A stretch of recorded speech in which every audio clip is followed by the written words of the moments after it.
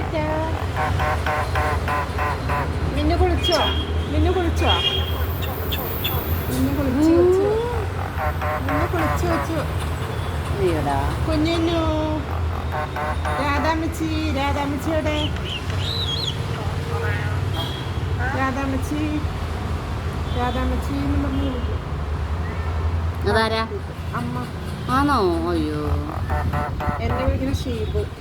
Shibu, Shibu.